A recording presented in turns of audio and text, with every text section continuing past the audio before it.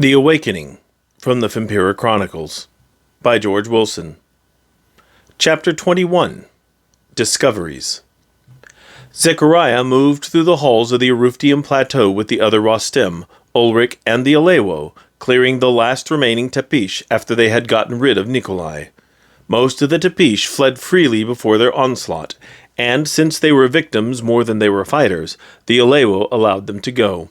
Some surrendered, and the Alewo accepted their surrender. Most of the Tepish they encountered after the power chamber had been changed so recently, they did not even wish to fight. It served to prove their fears of a fierce battle groundless. They learned that surrender was a common theme once the young Tepish found out what kind of force they were up against, and that Nikolai had lied to them about the evil of their home's current inhabitants. Their stories were all very similar.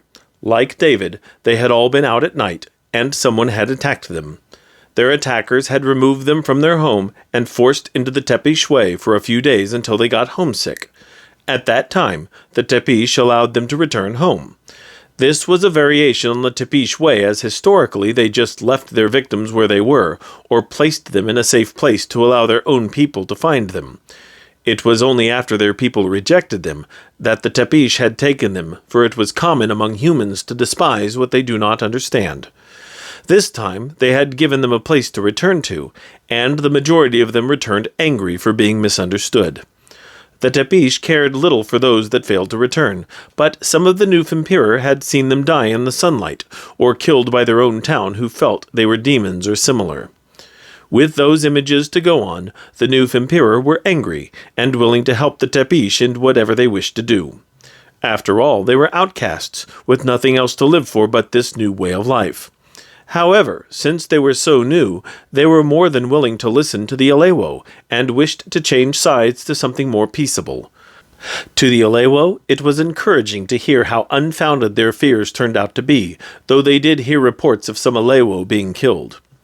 After their arrival back in the Crystal Caves, the Alewo assembled again, as they had done before with Kaltesh, Yori, and Zechariah standing before the only slightly diminished Alewo warriors. Joining them were a large number of Fempiror still in Tepish gear who had pledged their allegiance to the ideals of peace and creation. Ulrich again stood before the assembly with Tiberius at his side. His voice was clear and loud. "My fellow Alewo, Rostem, and new Fempiror, we have fought a great battle today, and have taken back our home. However, the Tepish are still out there. This leader is gone, and their numbers are damaged, but others will follow. We must finally choose sides in a war we don't want. To be the last Fempiror, we must adopt the pledge of our Rostem brothers, to protect humanity against the Tepish threat. You have always trusted me to lead you in the paths we should go, and should you desire not to follow this, and retain the solitude that we have always enjoyed, that is your decision. To those who were formerly our enemies, you are free to stay or to go. You are under no compulsion to do either. But I encourage you all to join me now, to be the last of the Fempiror." The Alewo army responded as one. The last Fempiror. They beat their chest twice in quick succession. Even the former Tepish followed their lead as they discovered freedom from their own oppressors. The meeting broke with a cheer from the assembly as they celebrated their victory. A group of Alewo drew Ulrich away, and Kaltesh, Yori, and Zechariah walked to Tiberius. Tiberius was smiling at their approach. "Before anyone says anything else," Tiberius said, "I just want to say, yes, you are right." "Which one of us?" Kaltesh asked. "It was your idea, Kaltesh," Zechariah said. "I just backed you up on it." "Yes," said Tiberius, "but it could have gone poorly if we weren't dealing with Fempiror changed within the last few years. They all but surrendered to us. Only Nikolai put up any kind of fight." "So I guess all of our fights won't be like this one?" Yori asked. Tiberius shook his head.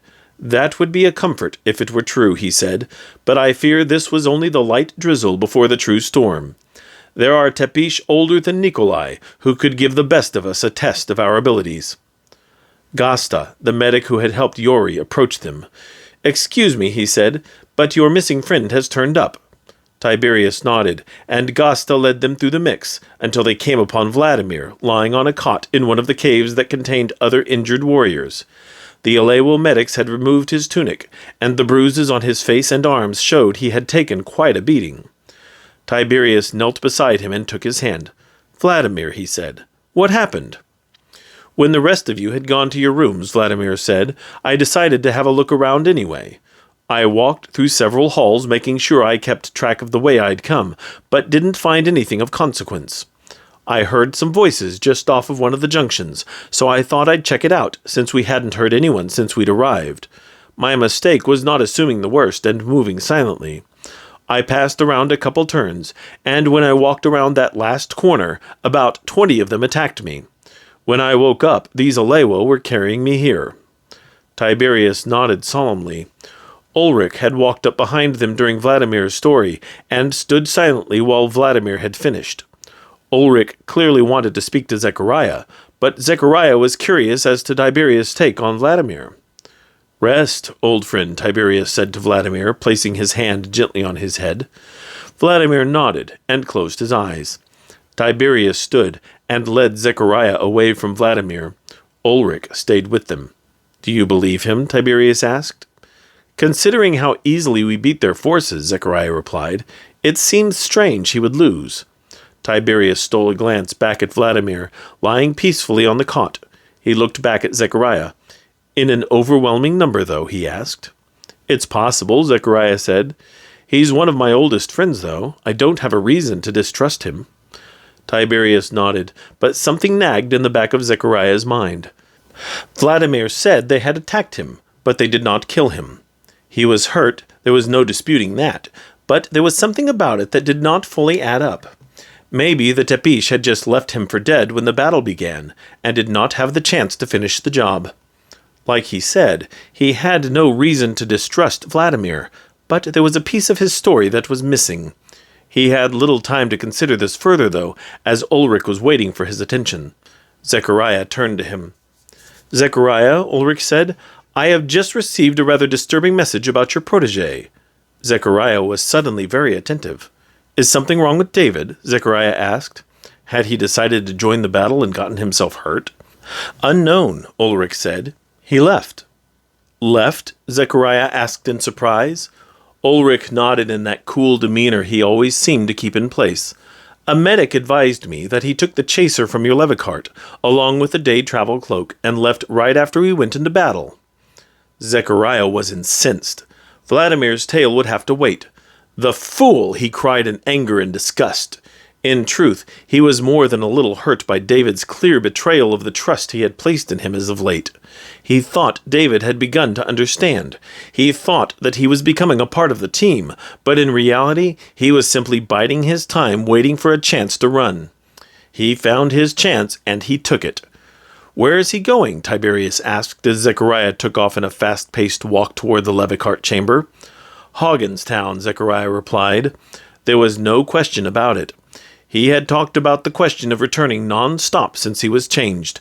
It was understandable. He had forgiven every harsh word David had spoken since they had met, because David had every right to be angry about his circumstances. David also had every reason to want to go back, but he did not understand what he was getting into. "Open the door," Zechariah said coldly to Tiberius, who was still following him. Tiberius ran to the door. "Be understanding, Zechariah," Tiberius said. "It depends on what I find when I get there," Zechariah said. Tiberius nodded and opened the door.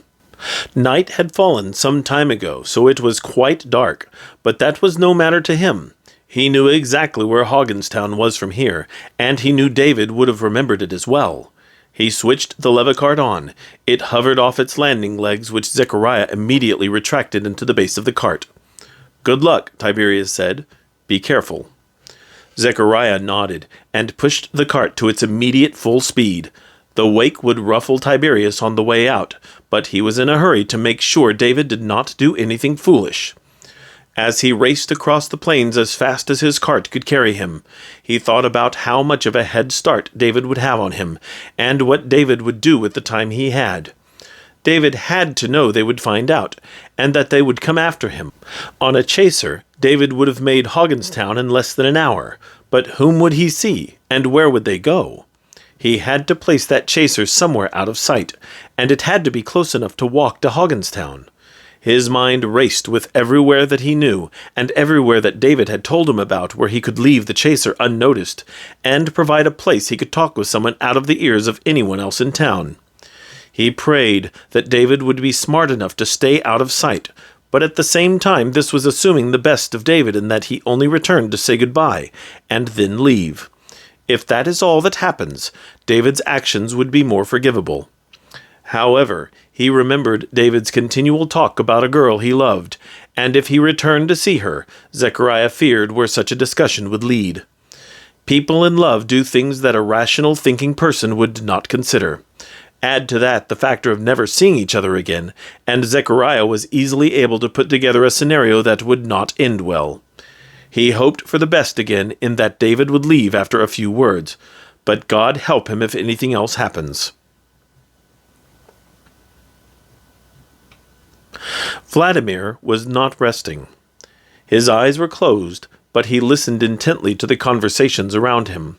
Most were congratulatory regarding the battle where the enemy had all but surrendered. Some were concerned over his injuries, which were superficial. The bruises looked much worse than they felt. The most interesting to begin with was between Tiberius and Zechariah. It began with their discussion over how injured Vladimir really was. He let that go, as it was in their nature to be suspicious of everything. It was actually one of their greater strengths. Throughout the years, the intuitive suspicions of Tiberius, and especially Zechariah, had uncovered all manner of potential problems for the Fempiror. That intuitiveness was one of the greatest losses for the council when it came to Zechariah's discharge, but it was necessary for the future. Then Ulrich delivered the news that David, Zechariah's new Fempiror, had left the caves. Vladimir saw this coming from the moment he met David. The boy was ripe with unrest, and it was only a matter of time before he found a few minutes alone to swipe a levicart and return home. And of all things the boy took a chaser. He was smart in that regard anyway, though he doubtless had no idea what he was getting himself into. Zechariah performed true to his fashion when he left in a hurry to follow David to Hogginstown. That was remarkably lucky for Vladimir, who had a mission of his own outside of the Rostem's goal to determine the truth of the Erufdium plateau. Zechariah's departure gave him what he needed. He listened to the levicart chamber for Tiberius to close the door and walk back into the main cave. Tiberius stood for a long moment at the door before he finally decided to close it. Vladimir turned over and watched the room.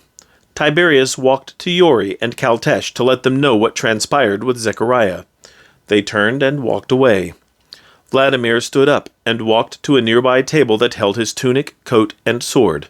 He dressed quickly, keeping half an eye on the cave in case the other three Rostem returned. "Where are you going?" Gosta asked, coming up behind him. "I'm feeling much better, thank you," Vladimir said without turning to him. Vladimir lashed his sword, which was the same design as Zechariah's, to his back and walked out of the small area. Looking across the crowd, he made his way to the levicart chamber.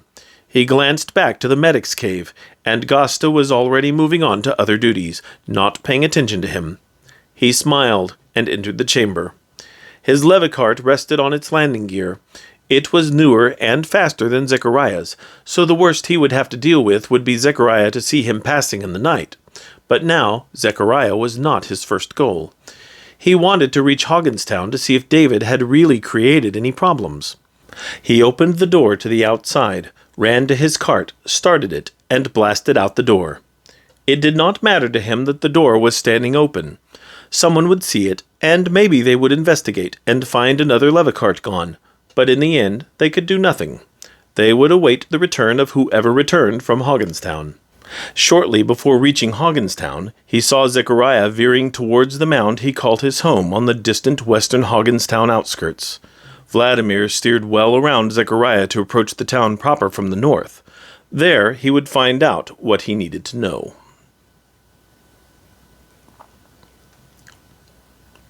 Beth stared at the floor of the old mill. Her hands were folded on her lap. Her expression was frozen in an unreadable look. David looked at her and wondered what she was thinking about all this. He had just finished explaining everything to her that had happened since he left her on her doorstep 4 nights ago. He had covered every detail he could remember, from Zechariah's nearby house, to the Levicarts, to the council meeting, to the Erufdium Plateau. He was beginning to wonder if he had not perhaps explained too much at once. He also considered how much time that explanation had cost him. Was the battle over yet? Was Zechariah on his way? Beth had paid attention to him through the whole story. He was uncertain if she believed him or not, because she only looked at him for the first part of the story, her expression only faltering at a few points of things, such as the concept of carts that not only moved without horses, but also floated off the ground. He had considered whether he should take her down to the cave to see the chaser, but since she had not moved since he stopped speaking, it was probably a bad idea. He had had 4 days to let all of this sink in, but he had condensed it for her into barely 30 minutes. He figured she probably had trouble believing him, but he had told her he could prove it if she had any doubts. She had only shaken her head at that. He glanced back at her, and she was looking at him again, her expression still blank. Behind her eyes there appeared to be a combination of anger and sadness, but he could not pick out which was stronger. "So that night we found Ben, you got changed into a," Beth said, trailing off, wanting the word he had used to describe himself. "Fempiror," David answered. Beth nodded slightly, staring at the floor again. She opened her mouth to speak again, but apparently her words were failing her. "And," she began, "there is no way to reverse it." David looked at her, fighting back the emotion that was trying to bring itself forward. He shook his head. She nodded and stared back at the floor. He knelt at her feet to where she could see him. "But I don't want to leave you," he said, looking into her eyes that had shifted to his. "And I don't want to lose you again. But," she started, but her voice broke on the last word, and she was unable to continue. He was able to finish this sentence for her. It was what he wanted least from this conversation, but was the entire point he had come for. "But there isn't a choice," he said. "Abraham proved that to me when he tried to stop me from seeing you." "I know," she said, wiping a tear away. "I don't want to accept it." "I don't want to either," he said. "But we must." She was looking away from him again. He touched her face, turning her eyes back to his. "I just wanted to say goodbye." Beth stood up in front of him. He stood before her, and she looked into his eyes again. "I don't want to say goodbye," she said. "But we cannot be together," David said, forcing his voice to stay level as he spoke. She touched his face gently, running her warm fingers down his cold cheek. It pained him to never feel that touch again. "Then let me remember you as my husband," she said. "Let us have the wedding night we never will." He looked at her without a twinge of surprise or fear. He knew she had given herself to him in heart and mind already, and it was only in body that they had never been together. Under any other circumstances, his upbringing would never have considered it, but this would be the last time he would ever see her, and the idea of remembering her in every way possible had not occurred to him. Now it seemed perfect, and even logical. He took her in his arms, carefully holding her close. The heat of her body so close to his melted through him. "Me and you, right?" he said. "For all eternity. No matter what." Her warm lips pressed against his, and nothing else in the world existed.